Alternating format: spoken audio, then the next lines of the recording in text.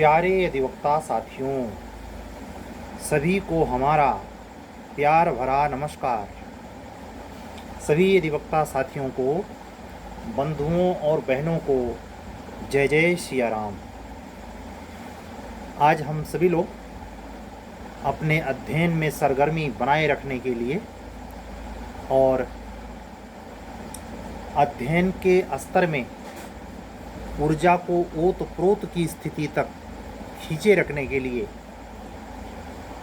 एक ऐसे संवाद को स्थापित करेंगे जिससे हमारे अध्ययन की जो गति है, जो सामने की परीक्षाएं हैं, उसको धार मिले, गति मिले। मैं व्यक्तिगत तौर पर यह मान के चल रहा हूं कि आकस्मिक किसी भी तिथि पर पुलिस भर्ती हो जाने दीजिए, यानी पूरा अगस्त का महीना चला जाएगा, सितंबर आ जाएगा। सितंबर में गवर्नमेंट ऐसा कोई निर्णय ले सकती है, आपके संदर्भ में जो यूपी एपीओ और एचजेएस की वैकेंसीज़ हैं उसके संदर्भ में भी कोई अच्छी प्रगति हो सकती है, सुनने को मिल सकता है। अगर गवर्नमेंट, अगर हाई कोर्ट, माननीय हाई कोर्ट बच्चों के रिस्पांस को ध्यान में रखते हुए, बच्चों के रेमेडी को देखते हुए, रिस्पांस को नहीं, वेटिंग लिस्ट ग्रांट करता है तो सारे बच्चों के हित की आपूर्ति हो सकती है। ये सारी घटनाएं सितंबर में घटेंगी। लेकिन थोड़ी सी बात 8 नंबर के डिजिट पे करते हुए कि ये स्ट्रगल का डिजिट होता है। 8 नंबर सुविधा का डिजिट नहीं है, यानी जिस भी व्यक्ति के ऊपर किसी भी धर्म जाति से हो, उससे नहीं लेना देना। इस अंक का प्रभाव अगर होता है तो कोई चीज़ वो आसानी से नहीं अर्जित कर सकता, बल्कि इस अंक में चीज़ें आते आते रह जाती हैं। मैं अपने इस चैनल से आपको याद दिलाना चाहूँगा, मतगणना होनी बाकी थी लोकसभा वाली, और हमने अपने चैनल से कहा था कि किसी एक अच्छे एस्ट्रोलॉजर का ये प्रेडिक्शन कि 422 क्रॉस कर जाए, बिल्कुल झूठी साबित हुई। और मेरे दिल में भी ये जगह बनी कि उसी जैसे हम जो सीआरपीसी या जो बीएनएस नया वाला, बीएनडबलएस और बीएसए हम लोग पहली दफ़े पढ़ रहे हैं, आने वाले समय में यही सब पढ़ के अच्छे अच्छे जगहों पे लोगों का सिलेक्शन होगा। कुछ उसी की व्याख्या ऐसे करेंगे कि खुदे केस हार जाएंगे। मतलब सेक्शन वही, प्रोविज़न एक है, लेकिन जो उसका इंटरप्रिटेशन व्यक्ति करता है वो तमाम ऐसे आधारों से उसे जोड़ता है जो उसकी निहायत व्यक्तिगत होती हैं। वो आधार अगर उससे ना जोड़े तो शायद उसकी औचित्यपूर्ण या जो सत्य व्याख्या है वो कर ले जाए।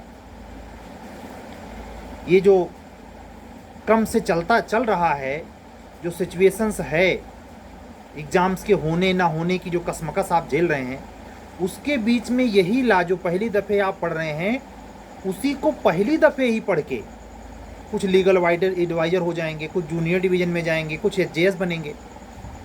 इस बार के बैच में भी तो यही कहानी है। लेकिन कुछ वही पढ़ के उसकी इतनी बेतुकी व्याख्या करते हैं जैसे लागू होने के पहले उटांग पटांग व्याख्याएं चल रही थी। अब लागू हो गया है तो भी लोग नहीं मान रहे।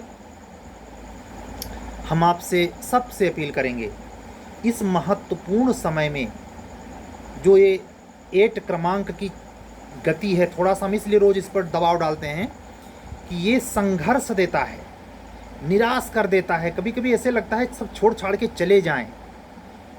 ये इतनी पीड़ा देता है, शनि है। इसीलिए इसमें सरवाइव करके टिके रहना सबसे बड़ी चुनौती है। मोदी जी की सत्ता जाते जाते बची है, ये सत्य था। ये उनका बर्थ क्रमांक 17 है और उनका 8 है, यानी जो डिजिट है उसके हिसाब से उनको संघर्ष करना चाहिए था। इकट्ठे 422 नहीं मिलना चाहिए था। 4 दिन पहले या 3 दिन पहले, पिछले 72 घंटे में हमने इत्तेफाक से एक ऐसे विद्वान व्यक्ति को बोलते हुए सुना। मैं अपनी बात नहीं बता रहा, लेकिन मुझे वो इतना सटीक व्यक्ति लगा, और जब का वो बोला हुआ बात था, वो इलेक्शन का रिजल्ट नहीं आया था उसके पहले बोली गई बात थी, प्रूफ था उस पर।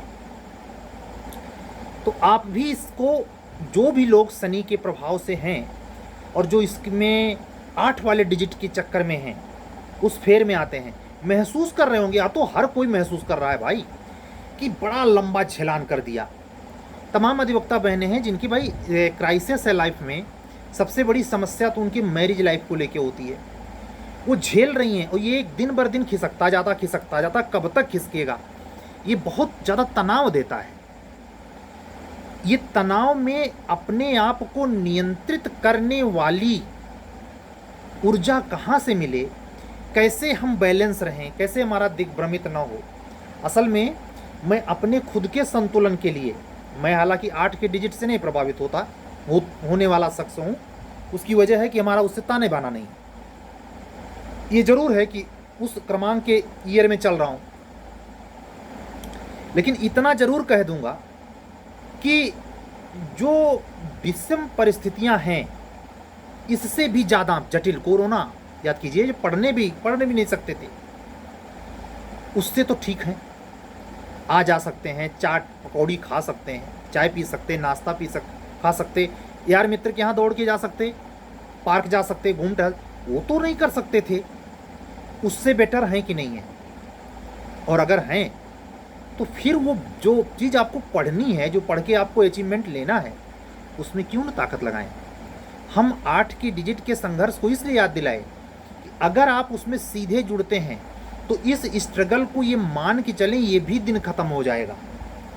अगर आप इसमें डगमगाए, आपकी निगाह कहीं जगह इधर उधर घूमी, जैसे मैं खुद 3 दिन से बहुत प्रभावित था, जो पड़ोस में घट रही घटना वो प्रभाव डालती है। और मेरा बचपन से रहा है कि वैश्विक स्तर की कोई भी घटना हो जिसमें मानवता तार तार हो रही हो, तो बिन वजह के मेरा पूरा परिवार इससे त्रस्त था कि बिन वजह के जैसे लगता है कि इनके घर में घटना घट गई। और यही नहीं, ये आप लोगों से कहने की मैं व्यक्तिगत इच्छा तो नहीं रखता, लेकिन परमात्मा ही कहलवा रहा है। अगर किसी दूसरे की सफलता मिल गई तो मुझे यही फील होता है कि मुझे मिल गई। ये बात अलग है, वो बिल्कुल तवज्जो नहीं देगा। जिसके लिए मैं खुश हो रहा हूँ वो बिल्कुल एक नील बटे जैसे उसका पूरा जो सोसाइटी का संस्कार है, केवल अपने, लोग कहते हैं कि अपने खोदे कुआं से पानी मिलेगा। पति पत्नी का रिश्ता नाम का है, पत्नी एकदम खम्भ ठोके खड़ी है, कोई वो विश्वासिक संबंध नहीं रहा, वो प्रोफेशनल संबंध होते चले जा रहे हैं। खास करके पद प्रतिष्ठा प्राप्त करने वाले दोनों जोड़ों में ये ज़्यादा देखने को मिलता है। उसमें सीनियरिटी जूनियरिटी चलने लगती है, उनका केस कैसा चल रहा है, उनका मुकदमा, वो पद में हायरार्की में क्या है, यानी अधीनस्थता का बोध, छोटे बड़े होने का बोध, छोटे और ऊंचे नीचे परिवार के होने का बोध, ये सब झेलता है एक कैरियर को सेटल करने वाला जोड़ा, अगर दोनों सेटल है। इसका अर्थ यह नहीं हुआ कि दोनों में से दोनों का जोड़ा सेटल होना जरूरी नहीं है, वह, लेकिन इस भावना से नहीं। हमारे अपनी मुश्किल से 2-3 पीढ़ी पहले या इस पीढ़ी में जो हमारे कह सकते हैं दादी आजी के ज़माने से जो चीज़ें थी कि एक वैश्वासिक संबंध क्या कि हम अपने चीज़ों को पाने के लिए केवल डेडिकेटेड नहीं है, सच में है, दिखाने के लिए नहीं। आज भी हम अपने आप के सामने देखते हैं कि हमारी माताजी बहनें ये अपने मतलब धर्म पति के प्रति उनका जो भाव है वो प्योर है। और यही नहीं, उलट के वो भी पति का अपनी पत्नी के प्रति भी भाव प्योर है। ये चीज़ बिल्कुल चला जा रहा है। वो अभी प्रेम संबंध में है, अभी शादी नहीं हुई है या शादी हो भी गई है, तो दिमाग में संतुलन कहाँ बिगड़ा हुआ है, बाजार ने बिगाड़ रखा है। वो पढ़ाई लिखाई क्या करें, वो घर की गृहस्थी से तबाह किए जा रहे हैं, उनका पति उनका माइंड नहीं सही होने देता। तमाम हमारी अधिवक्ता बहनें हैं, ऐसे तमाम हमारे अधिवक्ता बंधु हैं जिनकी पत्नियां उनका दिमाग खाए जा रही हैं। वो ये नहीं समझती कि कितने क्राइसिस से बाहर से 4 पैसा कमा के ला रहे। इसमें भी ये सेक्शन, ये जो 8 डिजिटवा है घुसा हुआ है, इसको निकल जाने दीजिए। मतलब मेरे कहने का ये अर्थ है कि अगर आप ज़्यादा टफ सिचुएशन में चल रहे हैं और ये कैरियर भी बनाना है तो आप इसको पास होने दीजिए। जो नवरात्रि चैत्र वाली आएगी तब तक ये आशा बांधे रखिए कि वहाँ सर जी बताएं वहाँ ख़त्म हो जाएगा ये। ऐसा इसलिए कह रहा हूँ ताकि आप लोग डिप्रेशन में आकर, फ्रस्ट्रेशन में आकर ऊर्जा को डाइवर्जन न दे दें, कई दिशाओं में बहाने न लग जाएं। आप ये हमेशा जानें, जब आदमी को भरी नाव में, मान लीजिए, इमेजिन कीजिए इस समय गंगा जी में बाढ़ आई हुई है, लेटे हुए हनुमान जी को स्नान करा रही हैं गंगा जी। इस उफनती गंगा में पूर्वा बह रही हो, लपटी लपटी पूर्वा का मतलब जो जमीन बराबर चल रही हो, झोंक के चल रही हो, इसको गांव देहात में कहते हैं कि भुइयाँ लोट बहे पुरवाई। इस तरीके की हवा चल रही हो तो कोई भी नदी हो जो पूरब दिशा में बहती है पश्चिम से, उसमें गजब की लहर उठती है, और वहाँ ज़्यादा उठती है जहाँ ज़्यादा गहराई के ऊपर प्रवाह ज़्यादा होता है पानी में।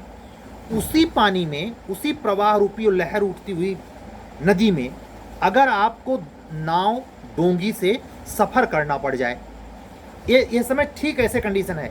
अगर आप ज़्यादा स्ट्रगल में अपनी लाइफ को नाव लेके जा रहे हैं तो इमेजिन करें आपकी नाव ऐसे ही भंवर में डगमगाते हुए किसी प्रकार जा रही है, माझी किसी प्रकार से उसको लग्गा से खेते हुए पार कर रहा है। माझी का मतलब आपका मन, वो कब डूब सकती है, कब उलझ के उसका जो यात्री है फंस सकता है, जब बगल में जाती हुई डोंगी से या बगल से ही गुजरती हुई अन्य नाव से उसकी इच्छा हो ये ज़्यादा हिल रही है उसमें बैठ जाएं। ऐसा किया है लोगों ने और ऐसा करते हैं। वो इतना डर गया है हिलने डुलने से, झोंके से, कि उसमें से कूद के सोच रहा है उसमें बैठ जाएंगे तो शायद उसमें नहीं हिलेगी डुलेगी। अरे भैया, नाव वही, देश काल समय वही, हवा वही, लहर वही, खेवैया वही, आप केवल थिर बैठ जाइए बस। जब पश्चिम से धूल भरी 150-185 किलोमीटर की रफ्तार वाली आंधी आती है बैसाख जेठ में, पहली बारिश जेठ वाली, आषाढ़ वाली, तो उसमें पेड़ टूट जाते हैं, लेकिन वो पेड़ बच जाते हैं जो हवा के साथ झुक जाते हैं। इस समय जो सर्कमस्टेंसेज है, इसको सर झुका के सिजदा कर लीजिए। इसी में अपने पड़ोसी देश बांग्लादेश की भी घटना शामिल है। मन मस्तिष्क को इतना दूषित किया है कि मतलब स्वस्थ मन जो है पूरा एकदम प्रभावित हुए बगैर रहेगा नहीं। और हमारा तो ऐसा है कि अति संवेदनशीलता की वजह से मैं इस पे ही काबू करने में हमारी अच्छी खासी ऊर्जा जाती है। और ये यकीन से कह रहा हूँ, आप लोग हमको आभास किए होंगे, हमारे अंदर की स्वयं की ऊर्जा किसी अन्य के द्वारा वो कंट्रोल में भी नहीं आती। मैं किसी भी गार्जियन या किसी भी अपने सगे संबंधी के कंट्रोल में नहीं, मुझे आना होगा तो मैं खुद ही आऊँगा, और उसके लिए मैं ढूंढता हूँ खुद कैसे अपने आप को मैनेज करूँ। कि फिर भी देखा आपने कि मैं, ठीक है, मैं अपने साइड से बेसाइड की बातें किया, लेकिन वो रिलेवेंट थी, और उसके साथ साथ मैं आपसे भी जुड़ा रहा। असल में आप लोग भी हमारे लिए अवलंबन का कारण बने, नहीं मेरी परेशानी और बढ़ सकती थी। ऐसा हर व्यक्ति के साथ नहीं होता। कौन रे पहुँच हमें कहानी, कोई कत्ल कर दे, कोई मार दे, आदमी बस अपने खाने जीने तक सोच रहा है, बस इससे ज़्यादा नहीं। ऐसे लोग के लिए तुलसीदास जी ने रामचरितमानस में बड़ा गजब चीज़ लिखा है, इससे बुरा मत मानना। लिखा है, सबसे भले विमूढ़ जिन्हें न व्यागत जगत। घर में अगर 4 लोग पढ़े लिखे हों और एक अनपढ़ का शोषण कर रहे हों, अनपढ़ ये जान ना पाए कि उसका कैसा शोषण हो रहा है, मामला ठीक है, उसको कोई प्रॉब्लम नहीं है कि उसके हक की कोई चीज़ उसे दी नहीं जा रही है, सब मज़े काट रहे हैं। लेकिन अगर वो दिमाग रखेगा, उसके अंदर अगर बल है, पौरुष है, तो वो निश्चित सोचेगा कि हमारे साथ शोषण हो रहा है। शोषण हो रहा है, इसको समझने के लिए भी तो दिमाग चाहिए। ऐसे यह समझने के लिए कि ये विपरीत परिस्थिति है, इसको समझने के लिए भी डिप्रेशन वाला नहीं, पॉजिटिव माइंड वाला दिमाग चाहिए कि सर जी सही कह रहे हैं, ये कठोर टाइम है, थोड़ा इसको पास हो जाने देते हैं। इसमें रोना पीटना और अपने आप को परेशान करना, काफ़ी लंबे समय तक स्टडी को छोड़ देना, ये सब मूर्खतापूर्ण चीज़ें नहीं करेंगे। समझ रहे हैं? असल में ये जो मैं मनोस्थिति में आया और आपसे आज ये बातें कर रहा हूँ, 14 मिनट बातें हो गई, ये गीता की एक लाइन से सही हुई। आप सोचेंगे, हैरान होंगे, मैं उस श्लोक को तो हूबहू नहीं सुना सकता, लेकिन अर्थ बता सकता हूँ। इस श्लोक का अर्थ है कि जो ज्ञानी लोग हैं, जिनको परमात्मा ने अच्छा खासा समझ दिया है, वो अगर शास्त्र सम्मत बातें समझ जाते हैं और उसके विपरीत लोक जगत में आचरण देखते हैं, शास्त्र कह रहा है कुछ और, लोग कर रहे हैं कुछ और, तो वो व्यक्ति जो सब कुछ जान चुका है वो उनके लिए चिंतित ना हो जो वैसा आचरण नहीं कर रहे हैं, और ना ही उनके अपने द्वारा किए जा रहे कुछ भी में उंगली करें। आप सोचिए मेरा कितना बड़ा मसला हल हुआ, बल्कि अपने से जितना हो सकते वो कर दें। तो एक कहावत नहीं है, आप बहुत चर्चित जानते होंगे, हम बदलेंगे जुग बदलेगा। दुनिया को नहीं बदलना है, खुद को बदल लेना है। यही बात जब घूम के समझ में आई तो 3 दिन की बहती ऊर्जा रुकी और समझ में आ गया कि कंट्रोल अपने से होगा। सबकी चिंता नहीं करनी है इस तरीके से कि अपना समय नष्ट करके, हालांकि जानकारी चौकन्नापन अगर सेना न रखे तो आक्रमण हो जाएगा। ऐसे ही अपनी प्रतिक्रिया, स्वाभाविक प्रतिक्रिया, जो निर्दोष व्यक्ति की कहीं भी हत्या हो रही है उसके प्रति संवेदना से भरना, उसके प्रति प्रार्थना करना बुरी बात नहीं है। मैं व्यक्तिगत तौर पर बांग्लादेश में जितने भी किसी भी कम्युनिटी के, हिंदू के साथ साथ किसी भी, ऐसा दुर्भाग्य हो सकता है कि कोई मोहम्मडन ही वहीं का वासी मार दिया गया हो। भीड़ किसी को हिताहित थोड़े देखती है, उसमें जिसकी भी हत्या हुई है सबके प्रति जो प्रभु से प्रार्थना की जा सकती है मैं करूंगा, करता हूं। श्रद्धांजलि, श्रद्धा सुमन, जो क्रूरताएं, बर्बरताएं वहां चल रही हैं, अभी भी जारी हैं जिस समय मैं बात कर रहा हूं।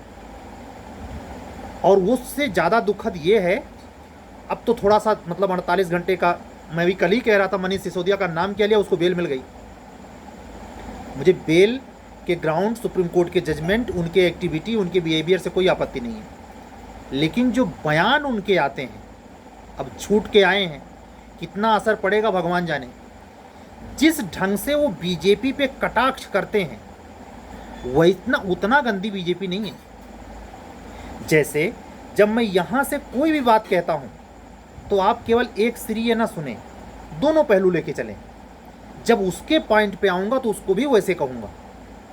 हमें किसी से मित्रता शत्रुता की बात नहीं है, यहाँ में कोई राजनीतिक एजेंडा थोड़े चला रहा।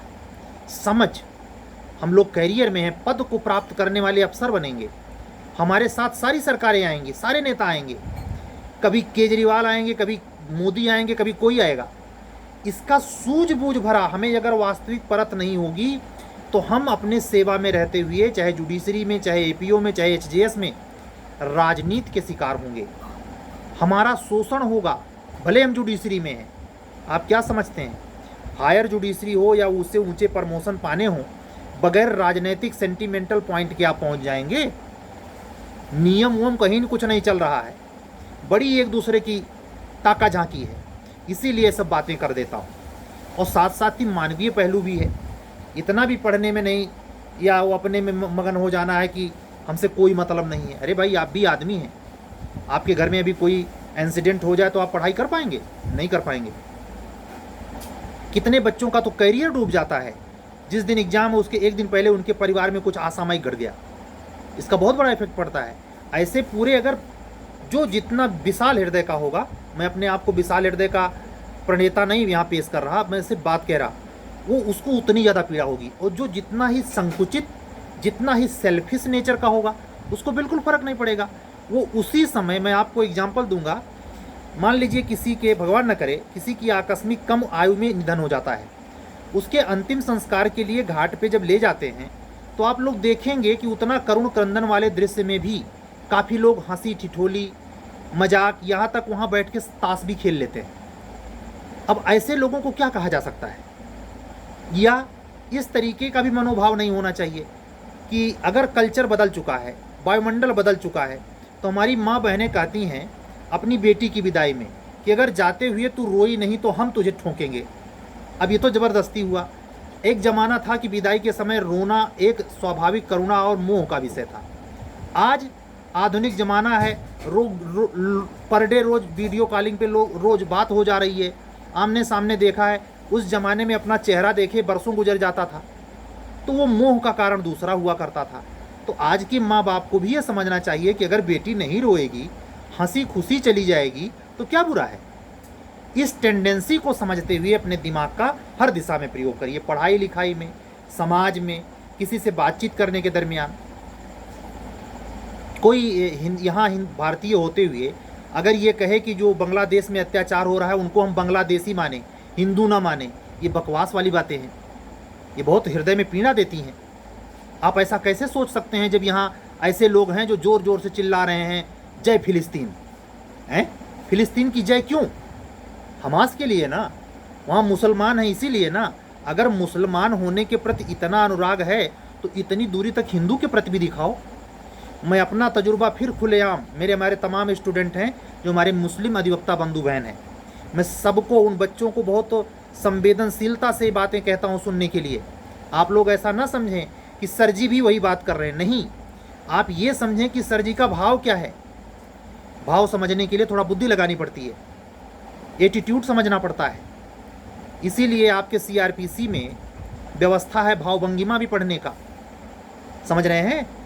ये मैं इतना इसलिए कह देता हूँ जिससे सामान्य पिछड़ा दलित, एक अधिवक्ता बहन है आजमगढ़ से है, नाम नहीं लूँगा, उनका स्पेशल मैसेज आया, सर यहाँ हिंदू मुस्लिम की बात ही कौन, यहाँ तो एससी ओबीसी में बटे हैं। अब उस अधिवक्ता बहन से मैंने बहसबाजी नहीं की, ना कुछ उनको जवाब दिया। यहाँ से अगर वो सुन रही हूँ आज हमारी बात, तो ज़रूर कहेंगे बेटा असल में एससी ओबीसी का भी मतलब नहीं है, मतलब मानवता और अमानवीयता का है। इसकी चिंता होनी चाहिए हर शख्स को। कहीं भी हिंसा हो, किसी के प्रति हो, आप में आह निकलनी चाहिए। अब वही बात हुई कि ज़बरदस्ती माताजी रुला रही हैं। अब जिसके स्वभाव में ही शामिल है कि वो रोएगा नहीं, उसके घर में ही घटना घट जाए तो चिंता नहीं करता। अब ऐसे आदमी को ज़बरदस्ती थोड़े बिलाप करवा के हम उसका फ़ोटो खींच के मीडिया पे वायरल कर पाएंगे। कम से कम शांति तो बनाए रख सकता है। कम से कम लोग गमगीन हैं, मामला थोड़ा गड़बड़ है तो पीसफुल तो रह सकता है। मैंने ये साफ महसूस किया है। हमारे जितने इस वर्ग से स्टूडेंट हैं या हमारे यूट्यूब से जुड़े हैं, उनका पीसफुल गंभीर भाव, हमारे अपने खुद के ग्रुप में 50 लड़के होंगे, इससे कम तो नहीं होंगे, लेकिन वो सारे के सारे ने, एक ने मुझसे ये नहीं पूछा है कि सर आप भी ऐसे कैसे बोल रहे हैं। वो समझते हैं, वो उस कैटेगरी के व्यक्ति हैं। जैसे हम एक व्यक्ति का, आप लोग इस समय इतिहास पढ़ रहे होंगे जीएस के लिए, एक नाम बोलेंगे आप। मैंने कल कहा था कि औरंगजेब को पढ़ना जरूर, मुगलिया सल्तनत में। उसके लिए आज बुक का नाम भी बता रहा हूँ, अगर मौका मिले उस समय हो आपके पास, यदुनाथ सरकार को पढ़ना।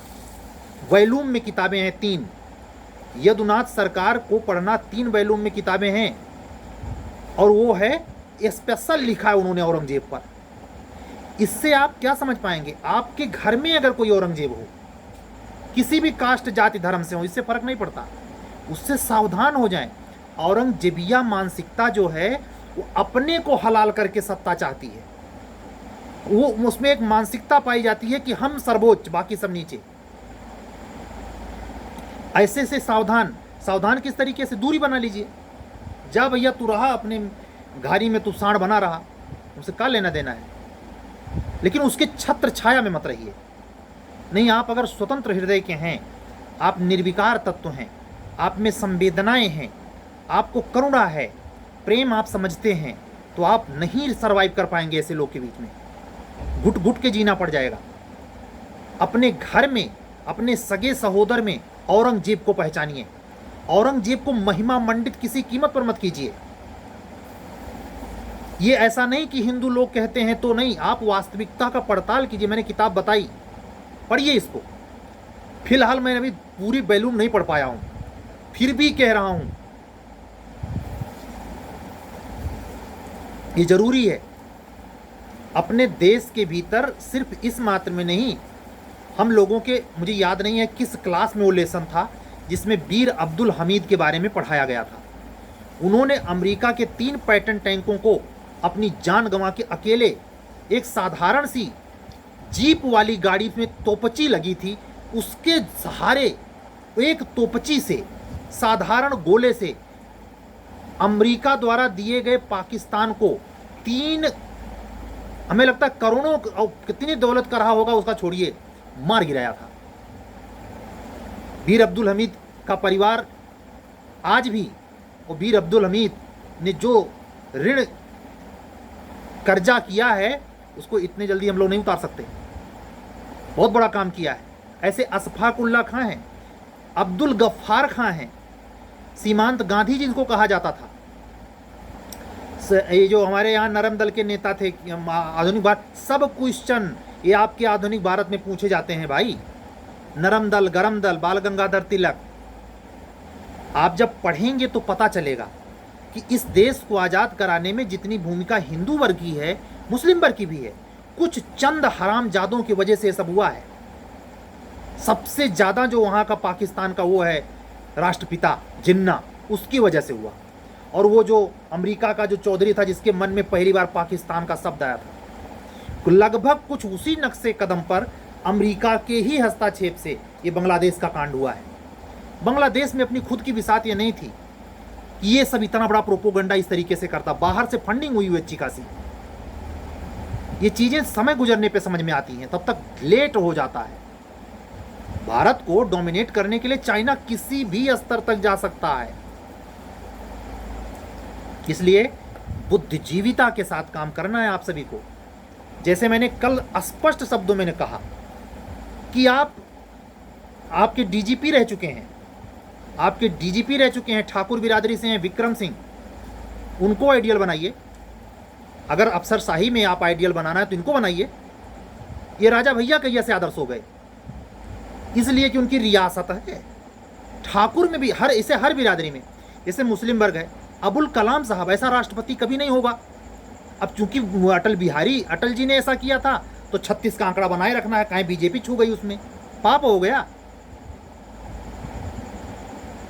नेताजी का जो सम्मान योगी जी और बीजेपी ने किया है, करके कोई दिखाए। नेताजी की बात कर रहा हूं, धरती पुत्र। कुछ सामाजिक रिश्ते होते हैं, सब राजनीतिये होता है। मतलब कुछ भी हो जाए उसमें राजनीतिये करनी है। और सबसे बेवकूफ़ तो वहाँ का वो है जो पूर्व मुख्यमंत्री कांग्रेस का, हरियाणा का हुड्डा। वो तो मतलब उसका दिमाग भ्रष्ट है। अच्छे खासे माहौल में वो मतलब जहर घोल देता है। तो इन सब चीज़ों से कॉन्स्टिट्यूशन के तार जुड़ते हैं। आपसे मॉब लिंचिंग का सेक्शन पूछा जा रहा है, आपसे ये जो बांग्लादेश में हुआ, आपने वो जो अमीश देवगन पे केस हुआ था जिसमें यूपीएचजेएस में सवाल पूछा गया कि हेट स्पीच से आप क्या समझते हैं, हेट स्पीच क्या संविधान में परिभाषित है? हाल में दिए गए माननीय उच्चतम न्यायालय के निर्णय के अंतर्गत इसकी व्याख्या कीजिए 5 नंबर। ये क्वेश्चन आपके जूनियर डिवीजन में आ जाए तो तैयारी है।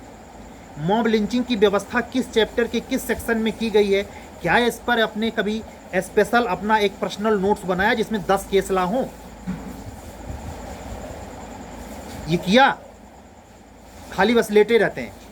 ऐसे ही जो खाली समय चल रहा है इसमें, जैसे मान लीजिए प्रिवेंटिव डिफेंस के लिए आप सीआरपीसी पढ़ रहे हैं और उसके लिए आप मेंस स्तर पर कुछ अपने नोट्स हैं आपके अपने हाथ के, मार्केट में कोई किताब नहीं है। और मार्केट की किताब पे भरोसे भी मत रहना, हाथ जोड़ के प्रार्थना है। ये जो प्री की किताब 1000-1000 रुपए की आप लेके रख लिए हो, आएगा एग्जाम पता देगा कितना फंसता उससे, इतनी गलतियां हैं उसमें। मैं तो दोनों प्रकाशन लेके आया हूं, केवल गलती पढ़ने के लिए नहीं। ये आगाह कर रहा हूं कि फालतू के पैसे नहीं, बल्कि अपने बेयर एक्ट पर, और बेयर एक्ट प्रमाणिक हो। एक बात मैं अपने, चूंकि मैं BNSS पढ़ा रहा हूं, अपने सभी अधिवक्ता साथियों से कहूंगा, हिंदी मीडियम से खासकर पढ़ाई करने वाले लोगों को, कि हिंदी वर्जन में वो पुराना गलत छाप दिया है, इंग्लिश वर्जन में तो चेंज वाला छापा है। मैं अब तक 150 सेक्शन में 5 गलतियां ऐसा पाया हूं जो हिंदी वर्जन में बगैर बदले लिखा है। मतलब हिंदी में ये अनुवाद करना, उसका जो चेंज हुआ है, चेंज करना इन्होंने जरूरी नहीं समझा, बेच रहे हैं किताबें। और कोई बाकी नहीं है, कोई प्रकाशन जो अपने आप को धतूरा बनता है। हम किसी पब्लिकेशन का नाम नहीं लेंगे, नहीं कहेंगे सर हमारी बदनामी कर रहे हैं, लेकिन जो भी आप लिए बड़ा सतर्क से पढ़ना, इंग्लिश वर्जन को प्रेफरेंस देकर। ये हमारा कहना जरूरी है। जो भी बच्चे हमको सुनते हैं, ला में आप चाहे जिसकी तैयारी कर रहे हो, लेकिन आपको पढ़ना तो पड़ेगा प्रक्रिया विधि ना। तो तो इस बात का ध्यान रखें, 21 अगस्त को शायद राजस्थान का मेंस होने जा रहा है और 25 अगस्त से है छत्तीसगढ़ का मेंस। इन दोनों मेंस की तैयारी में सघनता से जुटे, क्योंकि यहाँ का दोनों जगह का मैं मेंस की टेस्ट सीरीज नहीं चलाया हूँ। झारखंड में मैंने 8 टेस्ट कल कंप्लीट कर लिए हैं, 12 तारीख को 9वां टेस्ट है। आपको जानकारी होगी, हमने शुरू में बता दिया था कि 17 टेस्ट की ये टेस्ट सीरीज है। एचजेएस मेंस की भी टेस्ट सीरीज चल रही है। हमारी तमाम अधिवक्ता बहनें अपने समय के हिसाब से, कोई डेट उन लोगों का फिक्स नहीं होता, जो पेपर कोई आगे कोई पीछे लेता रहता है, देता रहता है, हम क्वेरी करते रहते हैं। उससे आपको कॉन्फिडेंस मिलता है। फालतू के समय जो आपके ऐसे जाते हैं, आप कलम उठा के जब लिखेंगे तो आप में एक और विश्वास आएगा, वही तब आप बगल वाली नाव में उफनती हुई जा रही है और कूद कर उसमें बैठना नहीं चाहेंगे, स्थिर रहेंगे। क्यों? मौसम गड़बड़ है, लहर ज़्यादा है, नाव कभी भी पलट सकती है, स्थिर रहिए। इससे बेटर एग्जाम्पल मिले तो बताना। ये परमात्मा ने, हनुमान जी ने तुलसीदास जी की जो रामचरितमानस में आप जितना देखें उतना बेजोड़ उपमा शायद कालिदास ने ही दिया हो। मैं तो नहीं मानता कि कोई कवि इतना बड़ी उपमा दिया हो। क्या बेजोड़ बेजोड़ उपमा देते हैं बाबा तुलसीदास। रामचरितमानस यूं ही पढ़ें, किसी भी धर्म के, उससे फर्क नहीं पड़ता। आपकी हिंदी बदलेगी, आपका भाव विचार बदलेगा। अच्छी किताबें पढ़िए, खान पान पे ध्यान रखिए, आदत के वशीभूत मत होइए, विनम्रता लाइए। ये जो पेशा है, अफसरशाही अधिकारी बनने की अगर ख्वाहिश है तो पहली शर्त विनम्रता, दूसरा अनुशासन।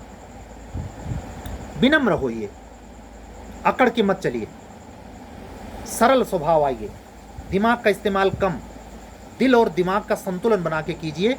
जब अपने ऑफिसर से बात करें तो आप दिमाग का प्रयोग करें, लेकिन जब क्लाइंट से बात करें तो दिल का प्रयोग करें। ये हमेशा ध्यान रखें। ये इस पेशे के लिए प्राणवायु जैसा है। ईगो ना पालें अपने सह एडवोकेट के साथ या अपने चैम्बर में किसी बैठे हुए आम व्यक्ति के साथ। ये मत दिखाएं कि हम बहुत बड़े वकील हैं, नहीं। एकदम विनम्र, सरल, सहज रहना सीखें। आप देखें कैसे आपके चारों ओर एक ऐसी ऊर्जा, वो उफनती हुई नाव में नैया ऐसे सरक कर तीरे लग जाएगी, आप लंबी सांस लेके तट पे खड़े होंगे, अरे बाप बच गए। ये बचाने वाला कुछ और नहीं था, आपके अंदर बैठा परमात्मा, जो भय रूपी, भय और मोह रूपी, अस्थिरता रूपी भ्रम को वशीभूत अगर हो जाता तो डूब के मर जाता और आकस्मिक निधन का कारण बनता। वही तत्व जो भीतर है वो अपने स्थिर, यानी कहते नहीं कि इंद्रिय को अपने कंट्रोल में करो, चित्त को स्थिर रखो। गीता कहती है आप गुलाम इंद्रियों के ना बनो, इंद्रियां आपकी गुलाम बन जाएं। जब चाहो तभी देखो, जब चाहो तभी खाओ, जब चाहो, आपके वशीभूत होना चाहिए। अगर ऐसा है तो उस उफनती हुई नदी में भी आप चित्त स्थिर करके भगवान के भरोसे बैठ जाएंगे महाराज, और नाव सरक जाएगी, समय गुजर जाएगा, यात्रा पूरी हो जाएगी, संघर्ष का टाइम खत्म हो जाएगा, शनि बाबा का ये समय निकल जाएगा, आपको सक्सेस मिल जाएगी, आप प्लीजर पाएंगे, आनंद मनाएंगे, आप लोगों में सेलिब्रेशन करेंगे, केक काटेंगे, खुशियाँ बटाएंगे, लड्डू बांटेंगे, हनुमान जी को खिलाएंगे, खुद खाएंगे। ये भाव रखिए। एक ऊर्जा से अपने कमरे में भाव, अच्छा वातावरण बनाए रखिए, जिसको स्टडी रूम बना रखा है। हमेशा लिखने पे जोर दीजिए। इस समय तो ऐसा समय मिला है क्योंकि वैकेंसी स्वभावतः डिले होगी, तो आपको लिखकर चीज़ें करनी चाहिए। मैंने बताया एपीओ को अगर टारगेट में लिया है तो पुलिस एक्ट रेगुलेशन और ये तीनों संहिताएं, और अगर आपने जे को टारगेट में ले रखा है तो 100% कितनी बार दोहरा दूं भाई, एससे प्रेसी लैंग्वेज में, और साथ ही जीएस के साथ थर्ड पेपर ला, इस पर बेजोड़ काम करिए। आप स्पेशल लोकल ला पे काम करिए।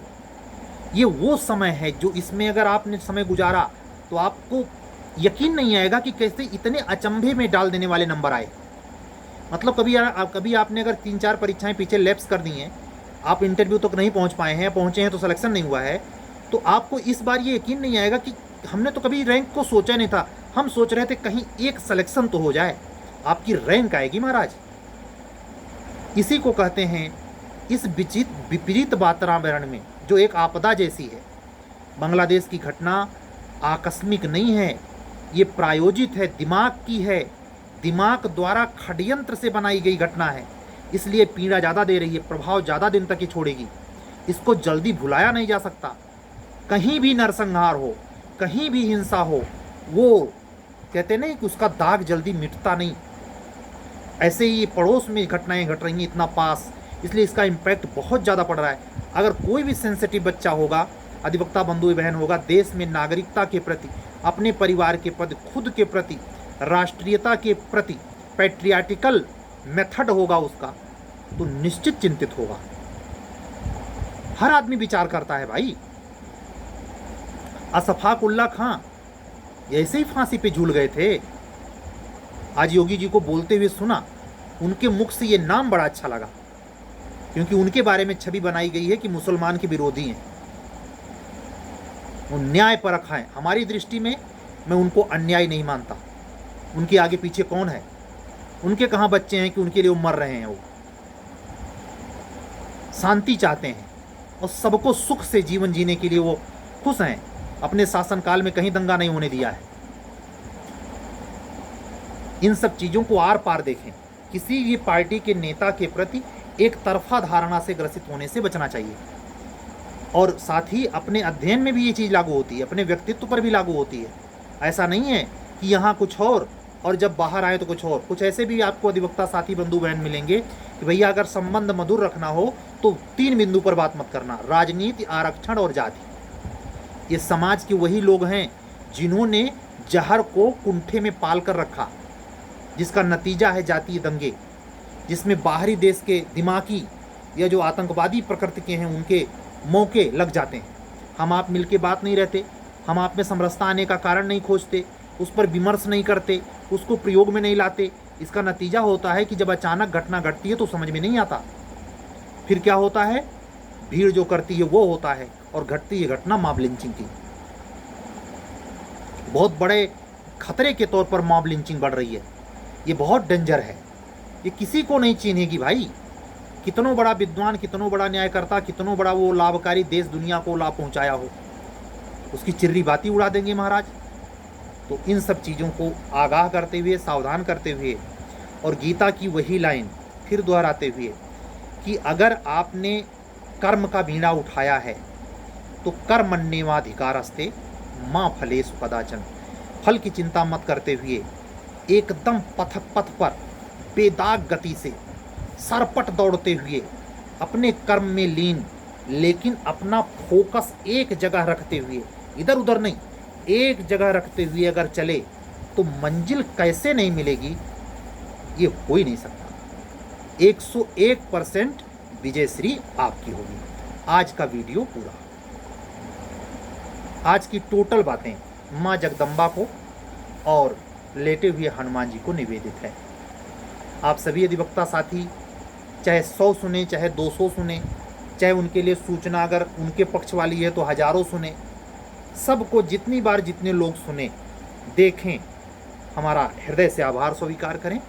कल हम फिर मिलेंगे पक्के वादे के साथ, एक नई वातावरण में नई चीज़ पे बात करेंगे। अगर कोई सूचना ऐसी होती है, आज का वीडियो बंद करने के पहले राजस्थान का मेंस लिखने जा रहे, छत्तीसगढ़ का मेंस लिखने जा रहे वो सभी अधिवक्ता साथी, क्योंकि मैंने कोई सीरीज न प्री में चलाई थी न मेंस में चलाई थी। राजस्थान में प्रीलिम्स के लिए चलाने का आह्वान जरूर किया था, लेकिन चलाया नहीं था। तो यहाँ हमसे तो कोई जुड़ा नहीं है, लेकिन फिर भी जो भी अधिवक्ता साथी जा रहे हैं और हमको सुनते हैं, उनको सफलता की बहुत सारी शुभकामनाएं। भाइयों और बहनों, मेहनत से पढ़ो, मेहनत से लिख के आना। कौन पता आपके ज़िंदगी का दाना पानी इन राज्यों में लिखा हो। ठीक है, चलते हैं। सभी अधिवक्ता साथी तीनों संहिताओं पर बेजोड़ काम करेंगे। किसी भी वातावरणीय, राजनीतिक, गैर राजनीतिक घटना को दिल से लेते हुए एक तरफा व्याख्या नहीं करेंगे, उसमें संतुलन साधेंगे और अपने विद्वान अधिवक्ता होने का प्रमाण प्रस्तुत करेंगे। अपने समाज में, अपने पास पड़ोस में, अपने मीडिया चैनल पर, अपने स्टेटस पर, अपने सोशल मीडिया अकाउंट पर नियंत्रित कंट्रोल्ड और अपने आप में संयत, यही पहचान है आपके संपूर्ण व्यक्तित्व के निखरने का, प्रखर होने का और उज्ज्वलमय होने का। सभी अधिवक्ता साथियों को, बंधुओं और बहनों को जय सिया राम बोलते हुए आज की वाणी समाप्त करता हूँ। शुभ रात्रि। सत्यमेव जयते।